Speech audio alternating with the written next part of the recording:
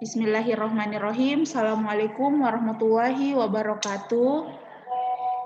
Waalaikumsalam warahmatullahi wabarakatuh. Warahmatullahi wabarakatuh. Alhamdulillah, wassalatu wassalamu ala rasulillah.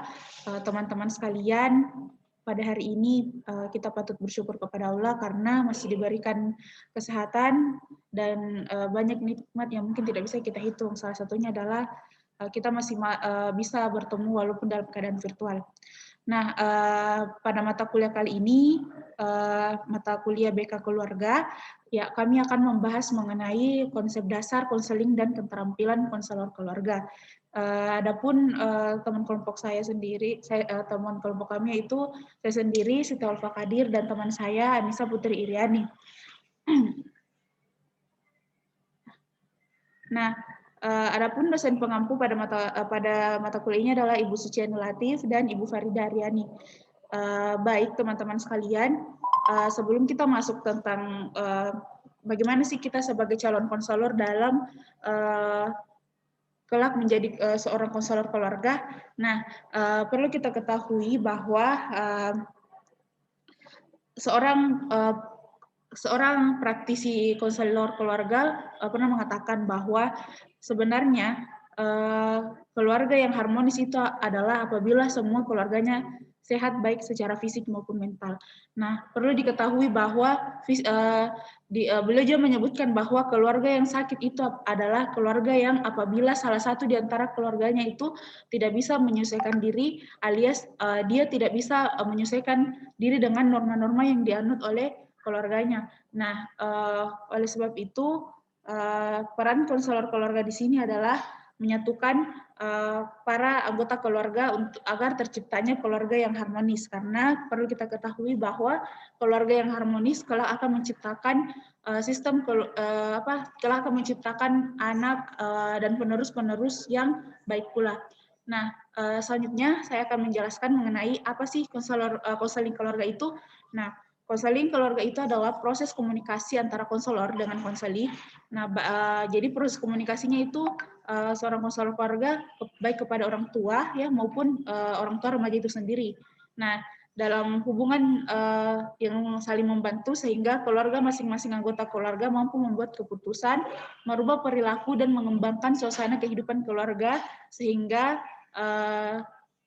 terciptanya keluarga yang harmonis secara keseluruhan untuk meningkatkan ketahanan keluarga serta mengembangkan potensi-potensi dari masing-masing anggota keluarga tersebut. Nah, itu adalah pengertian dari konseling keluarga. Nah, selanjutnya tujuan mengenai konseling keluarga.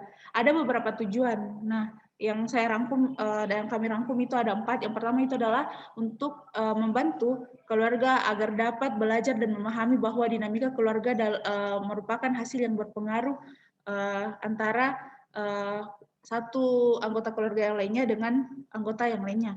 Nah, selanjutnya adalah untuk membantu anggota keluarga agar dapat menerima kenyataan bahwa bila salah satu anggota keluarga memiliki permasalahan, mereka dapat memberikan pengaruh baik pada persepsi, harapan, interaksi anggota keluarga lainnya. Selanjutnya adalah memperjuangkan dengan gigih untuk mengembangkan keharmonisan keluarga dalam proses konseling, sehingga anggota keluarga dapat tumbuh dan berkembang guna mencapai kesinambungan dan keselarasan dalam keluarga. Nah, yang selanjutnya adalah mengembangkan rasa penghargaan dari seluruh anggota keluarga kepada anggota keluarga yang lainnya. Ya, itu tadi tujuan dari konseling keluarga. Nah, lalu apa sih peran kita sebagai calon konselor dalam proses konseling keluarga kelak? Yang pertama itu adalah kita akan bertindak ya sebagai penilai. Penilainya itu nanti dalam proses asesmen kita misalnya menilai masalah, ya salah sasaran intervensi, apa sih yang dimiliki oleh kekuatan dari keluarga tersebut dan bagaimana strategi dalam menyelesaikan masalah. Nah, yang selanjutnya itu adalah kita akan berperan sebagai pendidik atau pemberi informan kepada keluarga untuk siap beradaptasi terhadap perubahan-perubahan. Selanjutnya adalah sebagai pengembang sistem support yang dimaksud adalah konselor harus dapat menemukan titik di mana setiap anggota keluarga merasa permasalahan yang terjadi dalam anggota itu harus diselesaikan bagaimanapun caranya. Nah, yang selanjutnya adalah memberikan fasilitas prevensi atau pencegahan dengan mempersiapkan keluarga dalam menghadapi stres. Jadi apalagi ya dalam keadaan COVID seperti ini banyak orang yang kena PHK, ya mungkin juga gara-gara faktor ekonomi inilah yang menyebabkan tingginya angka perceraian. Sehingga salah satu peran dari dari kita sebagai konselor itu adalah bagaimana memahamkan para anggota keluarga untuk menghadapi stres. Jadi bukan mencegah, karena stres itu tidak bisa dicegah, tapi bagaimana pintar-pintarnya mereka dalam mengolah stres yang mereka miliki. Tuh. Nah, selanjutnya adalah lalu apa saja kompetensi konselor keluarga. Bagaimana sih, apa sebenarnya yang harus kita miliki? Jadi teman-teman sekalian, sebenarnya ada dua aspek yang harus kita miliki. Kualitas aspek yang pertama itu adalah bagaimana kepribadian kita, dan yang kedua adalah bagaimana aspek keterampilan kita.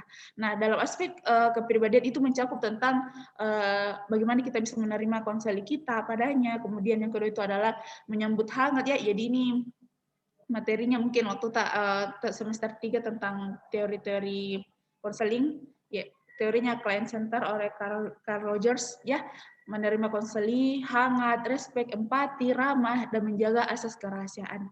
Itu. Kemudian aspek keterampilan yang harus kita miliki adalah yang pertama adalah membangun rasa kepercayaan diri, memiliki pengetahuan, memiliki keterampilan komunikasi yang baik, mampu memahami persepsi konseling, dan yang terakhir adalah mampu memahami prinsip dan konsep tentang keluarga. Nah, itulah sebabnya hari ini kita penting ya belajar tentang mungkin konseling lintas budaya, BK keluarga, karena untuk melatih bagaimana keterampilan kita kelak di lapangan seperti itu. Nah, yang terakhir itu adalah saya akan memberikan contoh masalah dalam keluarga. Nah, bagaimana sih penerapannya konseling keluarga ini? Nah, salah satu contohnya yang kami angkat itu adalah misalnya ada anak yang kecanduan game. Jadi dengan menggunakan genogram untuk melihat apa sih penyebabnya anak ini kecanduan games, dan kita akan memberikan konseling untuk memperbaiki pola pikir ya, cara berpikir dari konseling kita terhadap dampak bagi dirinya dan keluarganya seperti itu. Nah, mungkin materi selanjutnya yaitu apa sih langkah-langkah konseling keluarga, kemudian mungkin materi yang paling pokok yang juga ada tugas tak disyam yang masuk ke Ibu itu adalah perihal keterampilan dasar konseling. Nah, untuk keterampilan dasarnya itu ada di teman-teman harus memperhatikan tentang keterampilan pemahaman diri. Subpokok dari keterampilan pemahaman diri itu adalah keterampilan dasar dari seorang konselor. Jadi ini listening, refleksi, summarizing, konfrontasi, semua itu akan menjadi tugas kita nanti di sampai tanggal 5 nanti. Nah, selanjutnya saya akan serahkan kepada teman-teman saya, Saudari Anissa Putri Iriani, untuk menjelaskan apa sih langkah-langkah dalam konseling keluarga. Kepada Saudari Anissa Putri Iriani, waktu dan tempat kami persilahkan. Terima kasih kepada Siti Hawangul Fakadir atas kesempatannya. Baiklah, saya akan menjelaskan terkait langkah-langkah konseling keluarga. Nah, di langkah-langkah konseling keluarga itu ada 5 poin. Yang pertama yaitu pengembangan raport. Nah, seperti yang kita ketahui bahwa sebelum kita memulai suatu konseling, kita harus membangun raport atau membentuk suasana hubungan konseling yang akrab, jujur, saling percaya, sehingga terjadi keterbukaan diri antara konseli untuk menyampaikan apa isi dan perasaan konseli dan masalah apa yang terjadi pada dirinya, sehingga pengembangan raport itu dirasa perlu karena untuk membangun suasana yang akrab. Nah, hal-hal yang dapat dilakukan konselor sendiri untuk membangun raport kepada konselinya, yang pertama yaitu kita sudah diajari waktu kita belajar mikro konseling kalau tidak salah, yaitu kontak mata itu perlu saat kita berbicara kepada konseli. Yang kedua yaitu yang perlu diperhatikan bahasa atau verbal kita, karena bagaimana kita berkomunikasi kepada konseli kita itu sangat penting dalam membangun raport terhadap konseli. Nah, yang selanjutnya yaitu pengembangan apresiasi emosional. Nah, anggota keluarga yang sedang terlibat dalam mengikuti konseling keluarga, maka akan terjadi sebuah interaksi antara mereka. Semua anggota keluarga mempunyai keinginan untuk memecahkan permasalahan mereka. Mereka mulai mampu menghargai perasaan masing-masing agar masalah mereka terselesaikan. Nah, di sini konselor memberikan peluang bagi pernyataan-pernyataan emosi dan penghargaan bagi luapan emosi dari anggota keluarga. Maksudnya di sini itu apresiasi emosional. Masing-masing anggota keluarga meluapkan emosi yang dirasakan. Nah, konselor di sini sebagai wadah agar memberikan pengembangan apresiasi emosional. Artinya emosi-emosi yang disampaikan oleh setiap anggota keluarga itu dapat kita apresiasi sehingga bisa memberikan kayak perasaan-perasaan yang tertekan begitu, emosi-emosi kayak kecemasan atau ketegangan itu bisa diluapkan. Jadi kayak lebih rileks lagi setelahnya meluapkan itu emosi-emosi yang seperti itu. Nah, selanjutnya yaitu pengembangan alternatif modus perilaku. Nah, di sini konselor memberikan daftar perilaku baru untuk dipraktikkan di rumah. Artinya kayak memberikan home assignment atau kayak PR-nya begitu ya, pekerjaan rumah. Dan setelah diberikan pekerjaan rumah tersebut, nanti di pertemuan selanjutnya konselor akan memeriksa apakah konseli mempraktikkan atau tidak. Artinya dia perilaku barunya begitu ya, memberikan modus perilaku baru begitu. Selanjutnya fase yang keempat yaitu fase membina hubungan konseling. Nah, di fase ini adalah fase yang sangat penting. Mengapa dikatakan sangat penting? Karena keberhasilan tahap awal dan tahap berikutnya dalam proses konseling ditandai dengan adanya raport sebagai kunci berjalan lancarnya kegiatan konseling. Di samping itu, sikap konselor amat penting. Selain teknik konseling, sikap-sikap yang penting dari konselor itu seperti acceptance, ada juga unconditional positive regard. Pasti sudah semua dipelajari toh waktu pengembangan kompetensi konselor. Kalau tidak salah kita belajar tentang acceptance, artinya kita menerima konseli kita, untuk unconditional positive regard. Itu kita tidak peduli dari ras mana, dari bangsa mana, tetapi kita menempatkan diri sebagai konselor, kita menerima konseli kita apa adanya.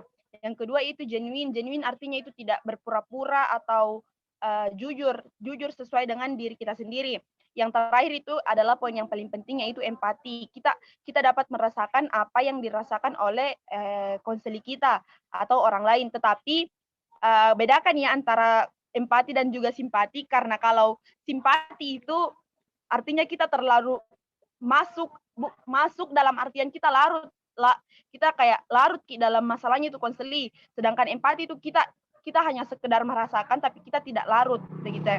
Nah, fase berikutnya yaitu memperlancar tindakan positif. Nah, di fase ini ada beberapa langkah. Yang pertama yaitu eksplorasi. Artinya kita mengeksplorasi atau menelusuri masalah konseli. Kemudian perencanaan. Setelah kita mengeksplorasi, tentunya kita akan merencanakan tindakan apa yang akan kita lakukan terhadap masalah yang dihadapi oleh konseli kita. Selanjutnya yaitu penutup. Setelah kita memberikan tindakan, kita akan mengevaluasi hasil konseling. Maksudnya kita akan mengevaluasi kan setelah kita mengkonseling, kita akan mengevaluasi bagaimana konseling itu berjalan. Nah, mungkin slide selanjutnya, Ulfa.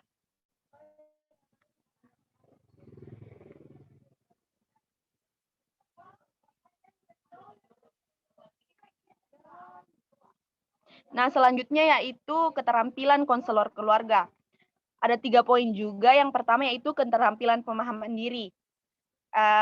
Kita juga pasti sudah tahu bahwa sebelum kita konseling, kita harus memahami diri kita sendiri dan juga konseli kita. Yang selanjutnya yaitu keterampilan untuk menyenangkan dan menangani krisis. Sebagai konselor kita pasti harus menjadi pribadi yang menyenangkan. Tidak mungkin kita pribadi yang cuek, yang jutek, terus konseling kita mau terbuka sama kita, tidak mungkin. Kita harus punya pribadi yang welcome, pribadi yang ramah begitu ya, supaya mau terbuka konseli sama kita. Dan menangani krisis itu maksudnya kita selalu punya sejuta cara untuk supaya bagaimana kita punya problem solving untuk permasalahan dari konseli kita. Yang ketiga yaitu keterampilan untuk mengadakan tindakan positif dan perubahan perilaku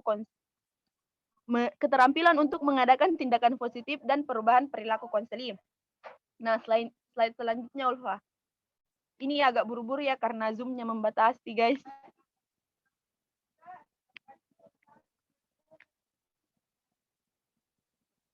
Nah, di sini dipaparkan juga keterampilan pemandiri.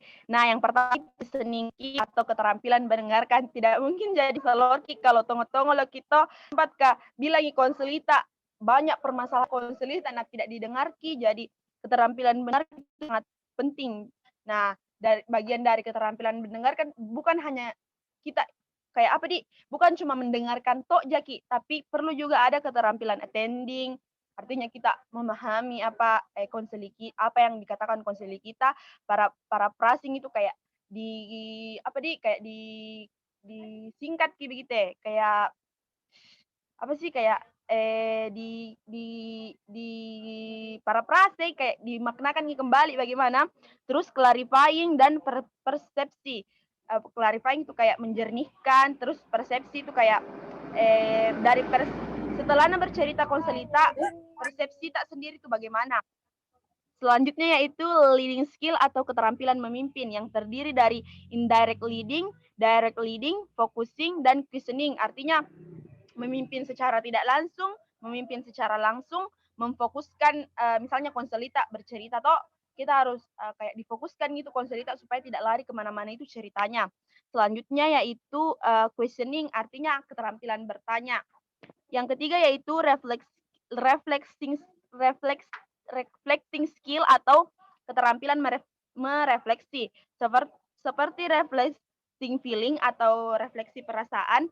Keterampilan merefleksi itu artinya kita refleksikan pengalaman dari konseli, refleksinya atau mengulang ide-ide konseli dengan bahasa yang lebih segar dan memberikan. Yang keempat itu atau menyimpulkan menyimpulkan apa-apa yang disampaikan oleh konseli kita. Itu comforting skill atau keterampilan mengkonfrontasi. Misalnya konseli tak cerita tapi ceritanya didengarki kayak dari cerita yang pertama dan cerita yang selanjutnya itu kayak ada kayak konfrontasi di dalamnya. Nah, di situ bisa ki mengeluarkan keterampilan konfrontasi tak bilang kayak misalnya kayak ditanya ki bilang apakah betul ji ini begini kayak di konfrontasi kayak dimengerti gitu kayak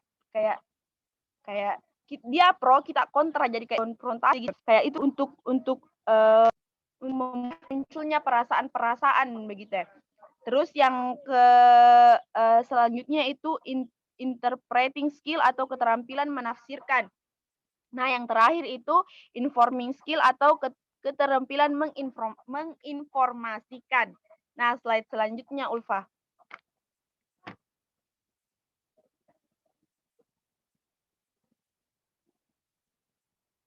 Nah, kan tadi sudah ku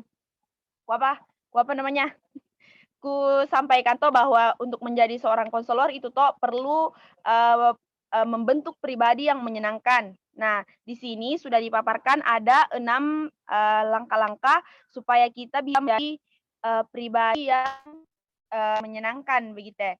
Yang pertama itu contacting skill atau keterampilan mengadakan kontak. Kontak tersebut bisa berupa kontak mata, kontak fisik dengan cara memegang bahu konseli agar dia merasa senang dan aman. Nah, artinya itu kontak baik itu kontak mata ataupun kontak fisik kita tepuki bahunya itu sudah memberikan efek yang sangat besar karena artinya itu kita ada di situ, kita menunjukkan presensi kita bahwa kita mendengarkan masalah-masalah mereka.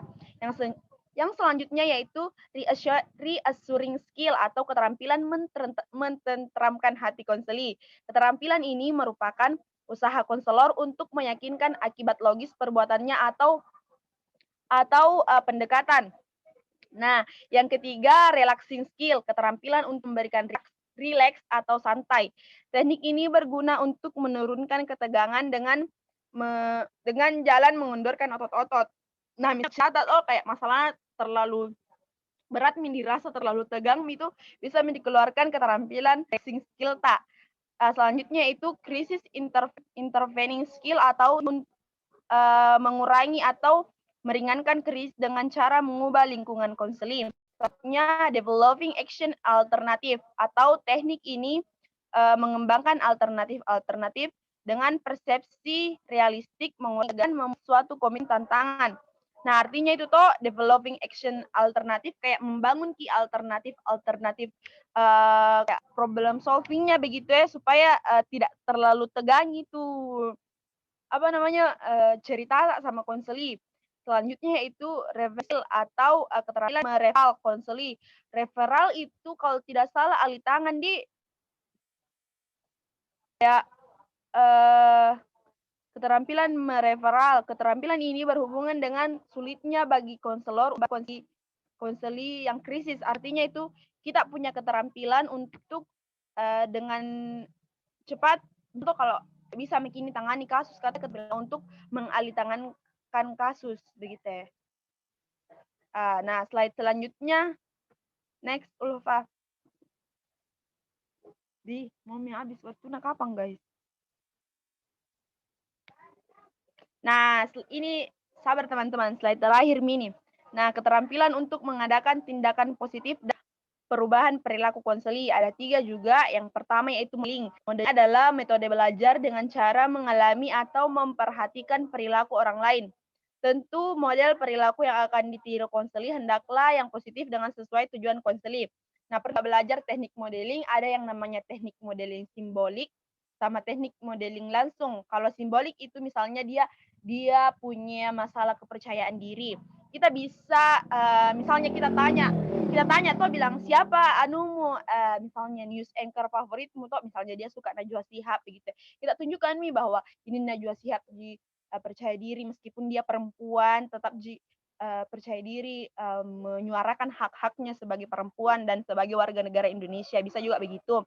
Kalau modeling langsung itu bisa kayak temannya tuh di kelas ada yang percaya diri kayak mencari di dalam kelas begitu, dia bisa menjadikan dia sebagai role modelnya. Selanjutnya itu rewarding skill atau keterampilan memberikan hadiah. Nah, di sini keterampilan ini bertujuan untuk memberikan penguatan atau reinforcement. Tentunya kalau kayak misalnya melakukan sesuatu hal-hal yang positif, perlu berikan reward sama diri tak sendiri, karena reward itu penting sebagai motivasi untuk melakukan hal yang lebih lagi ke depannya. Selanjutnya itu contracting skill atau keterampilan mengadakan persetujuan dengan konseli. Kontrak adalah suatu persetujuan atau agreement dengan konseli tentang tugas-tugas khusus. Nah, peran reward di sini sangat penting. Misalnya toh adik ada kan kontrak, pernah belajar juga kayaknya ini di behavior ada kontrak kayak token begitu kayak token begitu toh. Kayak misalnya kontrak bilang kalau misalnya tuh sama siswa tak kalau dapat misalnya nilai 90 bisa dapat reward dibelikan nih albumnya EXO atau BTS. Itu artinya kita punya dengan adanya reward yang diberikan dalam kontrak, dia bisa memacu kayak semangatnya untuk bisa mendapatkan nilai 90. Nah, mungkin itu penjelasan dari saya. Mohon maaf kalau terlalu lancar karena kita dibatasi oleh waktu Zoom. Mungkin saya serahkan kembali kepada Saudari Siti Hawang Ulfa Qadir. Nah, itulah tadi pemaparan materi dari kelompok kami. Kami mengucapkan terima kasih kepada teman-teman yang setia menemani kita berdua hingga akhir. Nah, jadi itulah tadi pemaparan materi dari kelompok kami. Satu kata yang ingin saya ucapkan adalah setiap di antara kita adalah konselor bagi keluarga kecil kita nantinya. Sekian dan terima kasih.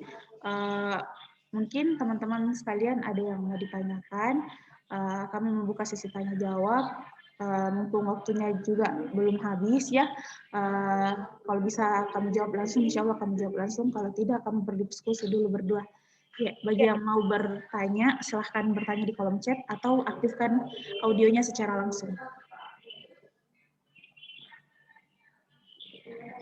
Ya, atau ada mungkin yang mau sharing tentang pengalamannya atau tentang pengalamannya di keluarganya pernah mengalami masalah atau bagaimana? Ya, mungkin kita bisa melatih skill kita sebagai konselor keluarga di sini. Ya, bagi teman-teman yang ingin bertanya, kami persilahkan sekali lagi.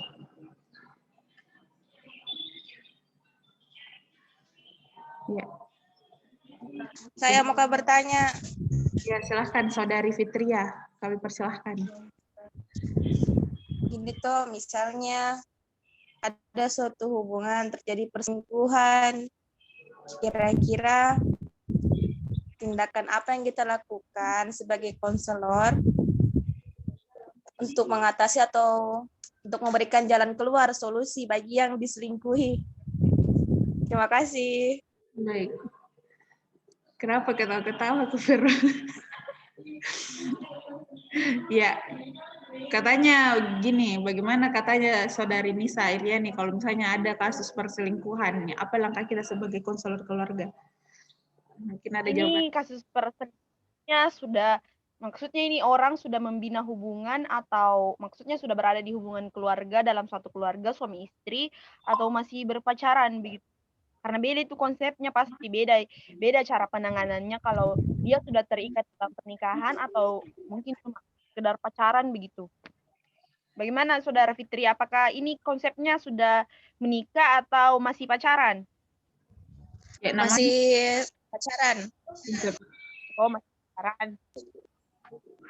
Kalau menurutku saya toh, kalau pendapat, maksudnya saya pribadi sebagai saya menempatkan diri bukan sebagai konselor, saya toh pasti saya kusuruh ketinggalkan itu cowok. Kalau saya bukan sebagai konselor, tapi kalau sebagai konselor tentunya seperti yang saya jelaskan tadi, kita perlu melakukan raport dulu. Kan ada langkah-langkahnya, melakukan raport, mengeksplorasi masalah, kayak attending, kayak diruntutkan nih apa-apa, kenapa, pasti ada sebab akibatnya kenapa cowok tersebut selingkuh. Mungkin dia merasa kurang dengan pacarnya atau ada pelakor begitu-begitu toh. Pasti harus diselidiki dulu siapa yang memulai ini perselingkuhan, apa sebabnya. Begitu. Setelahnya kita tahu, kita tanya ini ceweknya. Mungkin ceweknya masih mau lanjut atau tidak. Begitu Ji, kayak ditanya saja ceweknya, kan tergantung dari ceweknya gitu. Kalau dia masih mau lanjut, meskipun misalnya kita sebagai konselor toh sudah ditanya resiko-resikonya, bilang kalau orang selingkuh itu berpeluang, misalnya dalam pacaran itu tuh selingkuh, kayak itu peluangnya untuk selingkuh saat kalian menikah nanti itu besar peluangnya karena bakalan ulangi perilakunya kembali. Tapi tergantung dari kau Ji, kalau masih mau kau lanjut kalau masih nu sayangi. Nggak bisa kok juga nggak bisa kok juga dilarang. Karena kau yang jalani. Jadi kita sebagai konselor toh kayak dikeluarkan keterampilan keterampilan mendengarkan, keterampilan konfrontasi. Ini konfrontasi tuh kayak ditanya, aku bilang masih mau kok Kak? Ditanya aku ini kayak konsekuensi ke depannya. Ditanya mau ke konsekuensi ke depannya, bilang nanti kalau lanjut kini hubunganmu akan ada begini. Tapi semua kembali sama kau kan konseling itu memendirikan konseling. Bukan konselor yang memberikan alusi, tapi setelah kita memaparkan apa-apa saja konsekuensinya, kita sebagai konselor itu kayak jadi guidance toh, kayak pengarah jaki, penuntun jaki. Keputusan terakhir itu ada di kalian, apakah kalian mau tetap lanjut atau udahan begitu. Kalau saya sih begitu, mungkin ada dapat lainnya Pak. Ya, jadi begini Dek, kita ini bahas BK keluarga bukan BKP. Ya, jadi seperti ini, ada beberapa hal yang viral terakhir mungkin yang sangat penting kita ketahui bagi seorang calon konselor keluarga. Ya, yang pertama itu adalah ada yang namanya toxic positivity. Positivity. Jadi toxic positivity itu adalah ketika kita bilang begini sama konselita, bilang iyo salamentong itu anu, iyo jangan aku anu. Pokoknya dia itu memberikan pengarahan langsung kepada, memberikan pilihan langsung kepada konselingnya. Padahal kita ketahui bahwa peran seorang konselor itu adalah tidak boleh memilihkan langsung jalan kepada konselingnya. Kan harus diberikan pertimbangan, penjelasan kenapa dia harus ke sini, kenapa ada dua alternatif ini untungnya, alternatif ini untungnya itu. Jadi yang kedua itu adalah hindari yang namanya victim blaming.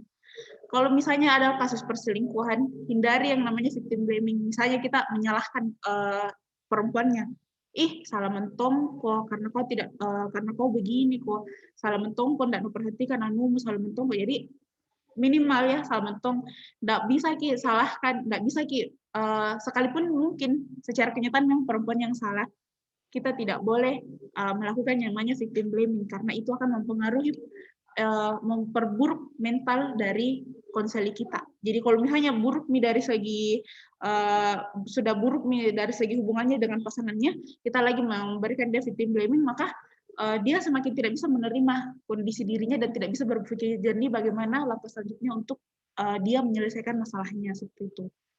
Ya, mungkin ada lagi pertanyaan karena waktu sisa 5 menit terakhir sebelum kami tutup. Ya, Saudari Hairun Anissa Jalil mungkin punya pertanyaan. Iya. Ulfa, baik, terima kasih atas waktunya. Saya ingin bertanya bahwa bagaimana sikap atau apa yang harus dilakukan seorang konselor jika menghadapi anak yang korban dari broken home.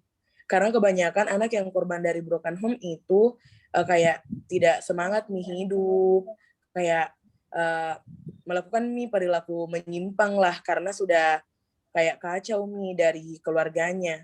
Jadi bagaimana itu seorang konselor menghadapi anak yang begitu? Oh iya, terima kasih. Nah, saya dulu Nisa. Jadi untuk kita sebagai calon konselor ya, bagaimana cara menangani anak yang mungkin mengalami kasus broken home. Jadi perlu kita ketahui bahwa dalam kasus broken home itu ada anak yang ya biasa saja begitu, karena mungkin kasih sayangnya itu terpenuhi melalui keluarganya, melalui misalnya keluarga neneknya, keluarga dari bapaknya, keluarga dari mamanya. Meskipun dia bilang tidak terlalu penting itu kasih sayangnya orang tuaku ya, tapi di sisi lain yang namanya kebutuhan manusia ya pasti adalah yang namanya kebutuhan kasih sayang dari kedua orang tua. Nah, apa yang menyebabkan anak broken home kadang sikapnya itu maladaptif atau misbehavior itu adalah karena disebabkan oleh kebutuhan akan kasih sayang, kebutuhan akan perhatian. Ya, kadang mereka butuh yang seperti itu ya karena mereka tidak dapat di lingkungan keluarga mereka ya, akhirnya mereka keluar mencari kebutuhan mereka yang seperti itu, mencari di lingkungan yang ada di sekitar mereka. Dan bagus kalau memang dia dapat lingkungan yang positif. Bagaimana kalau dia mendapatkan lingkungan negatif? Nah, peran konselor itu adalah bagaimana kita mengubah, kita banyak bisa menggunakan teknik rekonstruksi kognitif, bagaimana kita ubah pola pikirnya anak tersebut menjadi yang awalnya mungkin dia berpikir, kalau saya begini dapat keperhatian dari orang tuaku, kalau saya begini mungkin bisa tenang hatiku, kalau saya mungkin pakai narkoba bisa begini. Kita ubah menggunakan teknik rekonstruksi kognitif. Bisa juga kita gunakan teknik behavioristik ya, pendekatan behavioristik, kita ubah perilaku mereka, bagaimana mereka bisa mengubah sikap atau bagaimana bisa mereka mengubah keseharian daily activity mereka yang awalnya mungkin semuanya bernuansa negatif, kita ubah menjadi kebiasaan yang positif yang membuat dia tidak terlalu terkekang dengan masalah yang mereka sedang hadapi, seperti itu. Ya, bagaimana Saudari Hairun Anissa Jalil? Atau mungkin Saudari Anissa Putri Riani di 3 menit terakhir ada tambahan? Ya, sama sih kayak yang bilang Ulfa Tok, karena biasanya ada anak broken home yang fine-fine saja karena memang kebutuhan kasih sayangnya terpenuhi, tapi ada juga yang kayak ributnya ayamku guys. Mau diukur itu. Kayak salah satu perilakunya tidak dapat kasih sayang di keluarganya. Jadi kita sebagai konselor tentu perlu menempatkan diri. Kayak harus dari wujud. Kayak harus membangun sosok kayak apa pasti itu anak broken home tuh kayak enggak terbuka begitu ya. Biasa juga ada yang enggak mau terbuka. Kita harus membangun itu kayak tadi yang aku bilang, sosok menyenangkan, sosok yang dipercaya begitu ya. Muncul sebagai orang yang kayak apa oh ini orang cocok ku temani cerita karena kayaknya bagus kepribadiannya begitu ya. Mungkin itu. Bagaimana Saudari Hairun Anissa Jalil? Ya, saya terima Ulfa dan saya mengerti. Ya, sama-sama. Jadi teman-teman sekalian, karena waktunya sudah habis, ya kami akan mengakhiri kegiatan diskusi kita pada hari ini. Terima kasih atas perhatian dan terima kasih bagi teman-teman yang senantiasa dan setia bergabung hingga akhir. Ya, kami dokumentasi dulu, Dik. Bagi yang mau nyalakan kameranya, nyalakan karena sudah 2 menit terakhir. Ya, baik. Mungkin hanya itu. Kegiatan kita pada hari ini, kami tutup kegiatannya. Akhirul kalam, wassalamualaikum warahmatullahi wabarakatuh. Waalaikumsalam warahmatullahi wabarakatuh. Dadah. Ini karena sudah